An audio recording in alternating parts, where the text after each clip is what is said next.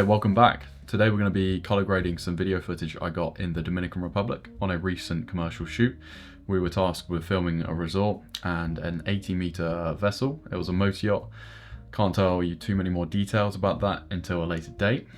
And I've actually had a message from Dehancer. The team over there kindly reached out, Davinci, and they have offered me the photo and video plugin for free.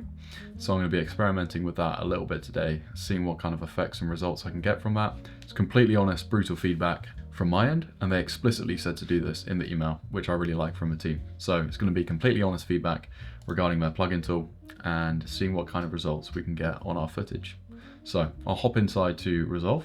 I've got my 3 clips selected here, which disable that, bring this down a bit and remove any color effects. I'm also going to set my timeline resolution back to 4K. I had it in 1080p because it just makes playback a bit smoother. And that is one issue I found. It's not really an issue, but it's something to be expected. When using Dehancer in a node tree, for example, it just sits at the end here, it can slow down your playback considerably. So these are the shots I'm working with from the trip. We got this shot of a yacht here, just going along. It's kind of mid-afternoon, and it's quite a nice, telephoto video shot here. I think this is about 75mm on the Mavic 4 Pro. And then second shot is up here of the, I don't know what these are, like weather, radio, comms, all on the tower, on the mast. As that shot, this was shot in 60 frames, slowed down by 40%, I think it is, down to 24, again for smoother playback in this project. And then the third one is just this shot with some very bokeh, kind of motion blurry water passing in the foreground, just of the islands, whilst we're on a tender, traveling at sort of 10 knots or so. Okay, so I have color graded this shot already. As you can see, quite a big difference. It looks pretty sweet already. I'll just run you through my node tree as it is. So I've got a CST in from DJI D-Log to Davinci wide gamut, and then that's also set up in wide gamut at my timeline settings as well as at project level, so everything's working nicely. And then I've got my first compound node here. Inside of this is just my basic wide gamut adjustments, so exposure done on the HDR wheel. To be honest, maybe we could, no, I'm gonna leave it as it is.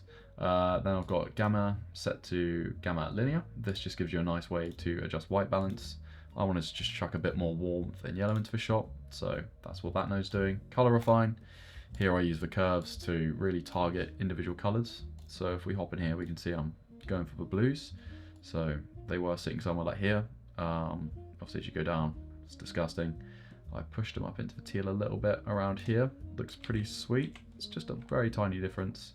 But as well as that, we've got saturation, just boosting the saturation of them slightly so they come alive a bit more. And because of the angle and the lighting, they were looking a bit maybe bland before. You don't want them to be too saturated and make the footage look kind of beginner. So that's that, just a tiny little boost on the saturation, specifically on the blue, teal, cyan colors. And then here on the hue versus luminance curve, I've just brought them down a bit to introduce a bit more depth and make the color that more rich. And then at the end here, I have just a basic contrast curve. This isn't the most professional kind of node layout ever, but yeah, I did this before playing around with Dehancer. So what I'm going to do is actually go ahead and disable that, because we're going to be playing with contrast within Dehancer on the node in a minute. Filmic effects, these are effects I'd usually apply, but today we're going to be disabling them. There we go, turn them all off, so we've got no grain, no halation, nothing, because we're going to be trying that out in Dehancer. And as well, up here I've got 2 parallel masks, so they're working in tandem to just push the light around the image a bit more. That looks quite flat and boring, and then boom, you introduce these masks, they look awesome. If I open the mask tab here, you can see what's going on a bit better. I'll zoom out. So the top one is our light, that's just coming in from the top. You see what it's doing there? Oh, where was it? Somewhere like that. And what I've done is just lifted the gain and also pushed the wheel into, again, just a warmer region to introduce some nice kind of warm light coming in from the top right in front of a boat. And then behind it, it's the same story but opposite. Reduce the gain and drop the wheel ever so slightly down into the teals. And if we just disable that, you can see it's just adding this nice rich gradient in the bottom left. And then of course CST out, so this is going from wide gamma to Rec 709 gamma 2.4. And then after that comes our LUT. So this is always turned on when I'm grading, and just allows me to grade underneath it. And as you can see, pardon me, this LUT is carrying a lot of a look. It's introducing a lot of teals, some deeper, more filmic kind of reds and browns. It just looks great. It's hard to describe, but it's doing good work. So that's my basic node tree. That'll be the same for all 3 video clips, so I won't run through that again because it does take some time. But now we'll move on to Dehancer. So the way Dehancer works is you just add it typically at the end of your node tree. There's a few things you might want to put after it, such as masks and whatever. But for me, I've already got my masks in there. I've had a play around and it seems to integrate fine just at the end here. So we'll turn it on. Obviously, these are some settings from before, so it looks all a bit extreme. And I've set my source to Rec 709, which is like we just exported, or sorry, Rec 709, which is what we've just transferred into on this last CST node here. So here we are, just gonna reset everything.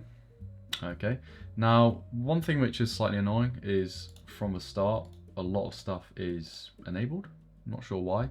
It'd be great if everything was just disabled in my opinion, so you can go through and build stuff. So what I'll do is just disable everything quickly so we've got a clean slate. Okay, so looks like we've deactivated everything. If we just turn this node off and on, as you can see, no color shifts happening at all in our image. And this is looking awesome already, by the way.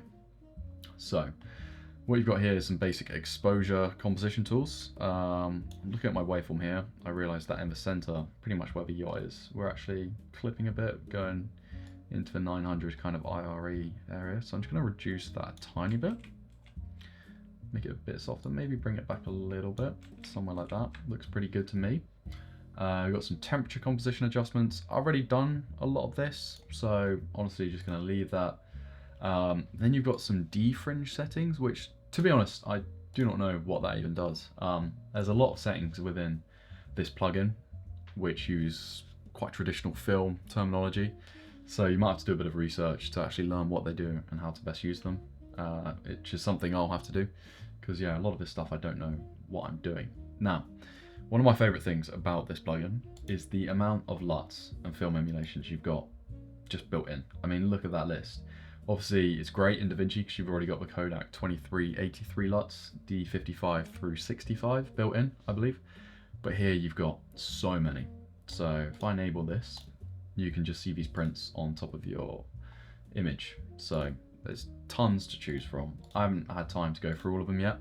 This is something I would recommend to the people over at Dehancer though, is that when you hover, or if you could just tap through with your arrow keys, if it would then show a preview of a LUT on your image over here, that'd be fantastic, because when you've got, you know, I don't know, north of 40 different LUTs, selecting, realizing you don't like it, going back to another one is quite a lot of effort. Now, I did find a LUT I quite liked earlier. To be honest, this one looks pretty nice. Natura 1600 by Fujicolor. That looks pretty nice. I think that's what I'm going to go for, just for this video. So pop that off and on. As you can see, getting a bit more of a filmic look, as well as some more desaturated teals in particular. Let's just, yeah, turn that off and on again. So yeah, it's putting it into quite a dramatic, more monochromatic kind of space. You can push and pull EV on here as well. I'm going to leave it as is because it looks great. So here we have Film Developer as the next tool. Let me just close some of these. Let's enable this. So all the settings are at 0, so it's doing nothing at the moment.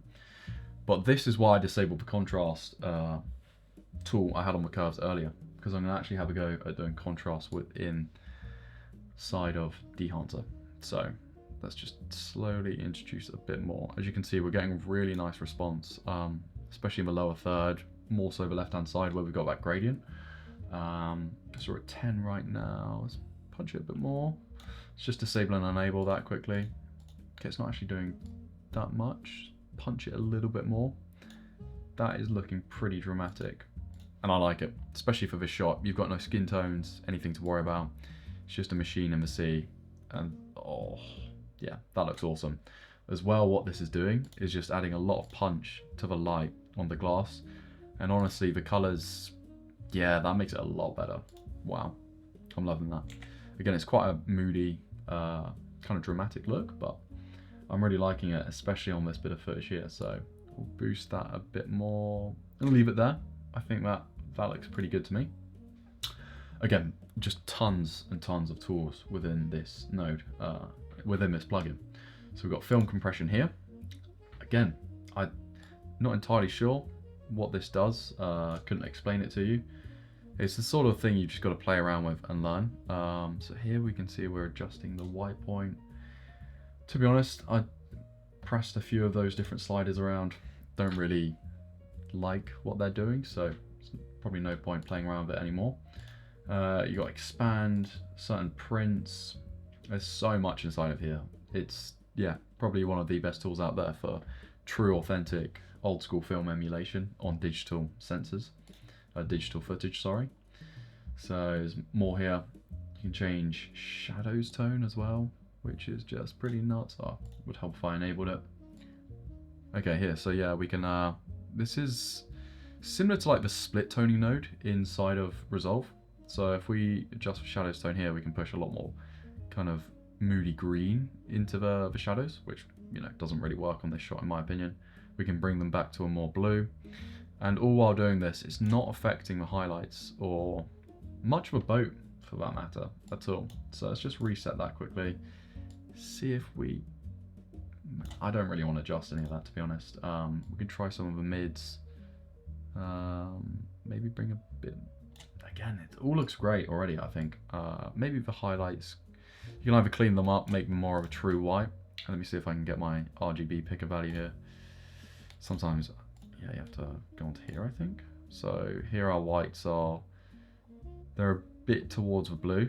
But you know, from what they were, for example,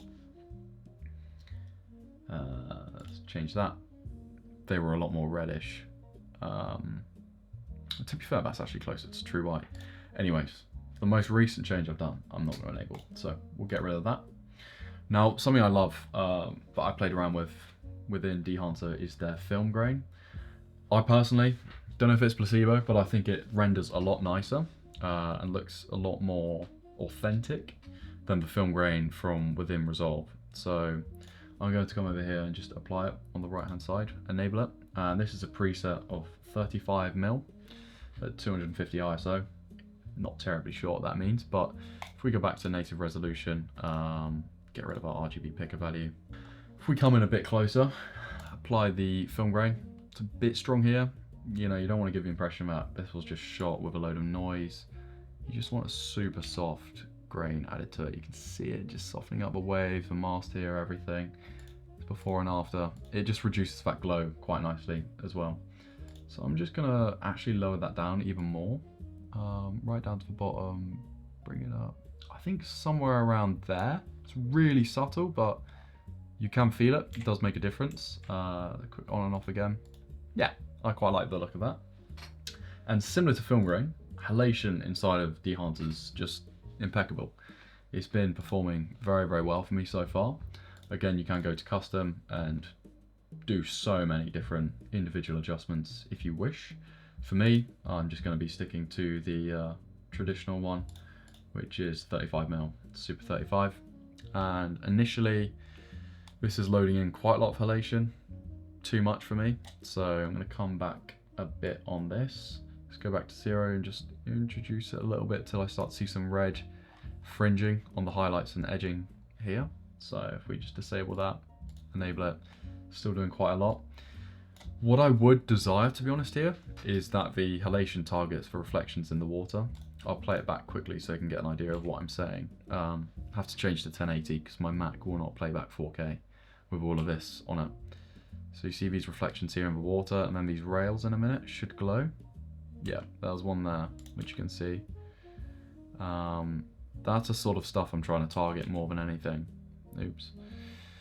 But as soon as you up that, it does come onto the edges of the windows here as well, which is no big issue. It's just personal taste for me. But yeah, for example, we'll leave that about there. Blue, again, it's not really the vibe I'm going for in a more professional shot like this, so I'm going to leave that disabled. You've got film damage, film breathe, gate weave, all of these awesome tools built in. None of which I'll be using on this particular shot, but just to show you what that has done, we'll disable that node. So believe it or not, that's where we came from. And then before that, that was the raw footage. So this is D-Log to basic adjustments with our finishing LUT. And already that looks epic, but it's only when you enable this you realize how much further you've come. So it's just made it a lot more dramatic. There's a lot more contrast added in a filmic way. We got some halation, grain, everything going on. And in my opinion, it looks great. So we'll just disable that one more time. Show you before and after. Again, it's not going to be applicable to every project. It's quite a personal taste using a tool like this, and you know, it's only me using it. So I might not be doing what you would want to be doing with the tool. But that made a very, very cool image. We'll just skim through start to finish of this shot. It's a gorgeous boat. Yeah, that is epic. One more time. Boom. It fits so well, and that extra contrast is, yeah, pretty epic. All right, so I actually spent quite a bit longer on that one clip than I anticipated, so I'm gonna wrap the video here. We only just got to go through one video. Hopefully just that one clip alone of a yacht's giving you an idea as to how powerful Dehancer is, how it can be used in a workflow, if it's the right tool for you. So if you want to buy Dehancer for yourself, I do actually have a discount code from the guys at Dehancer. They're not paying me to make this video, but they can get you 10% off, and off the back of that, I make some monies. So if you check the description for the code ADVANTAGE, then you'll get 10% off your purchase, and then you can use cool tools like this. But yeah, thank you for watching. This is how I color grade with Dehancer. Thank you again to the team for kindly giving me a free plan to this software so I can try it out and share it with you guys. And if you want to see more footage from this trip once I'm allowed to release it, then let me know in the comments. Thank you.